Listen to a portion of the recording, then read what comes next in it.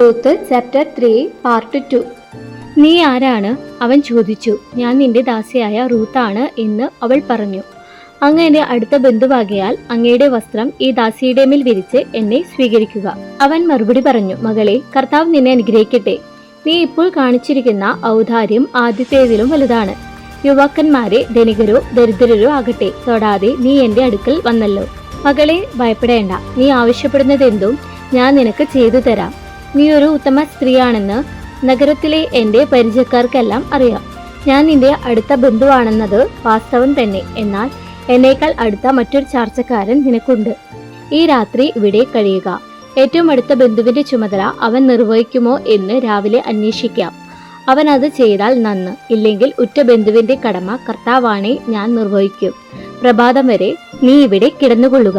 അവൾ അവന്റെ കാൽക്കൽ കിടന്നു. അതിരാവിലെ ആളറിയുന്നതിനു മുമ്പേ അവൾ എഴുന്നേറ്റു. ബോവാസ് പറഞ്ഞു, മെതിക്കളത്തിൽ ഒരു സ്ത്രീ വന്നെന്നും ആരും അറിയരുത്. നിന്റെ മേലങ്കി വിരിച്ച് പിടിക്കുക. അവൻ 6 അളവ് ബാർലി അതിലിട്ട് അവളുടെ തലയിൽ വെച്ചുകൊടുത്തു. അവൾ നഗരത്തിലേക്ക് പോയി. വീട്ടിലെത്തിയപ്പോൾ അമ്മായിയമ്മ ചോദിച്ചു, മകളെ, എന്തുണ്ടായി? അവൻ ചെയ്തതെല്ലാം അവൾ വിവരിച്ചു പറഞ്ഞു. അമ്മായിയമ്മയുടെ അടുത്തേക്ക് വെറും കൈയോടെ പോകേണ്ട എന്ന് പറഞ്ഞ് ഈ 6 അളവ് ബാർലി അവൻ എനിക്ക് തന്നു. പറഞ്ഞു, മകളെ, കാര്യങ്ങൾ എങ്ങനെയാകും എന്ന് കാത്തിരുന്ന് കാണാം.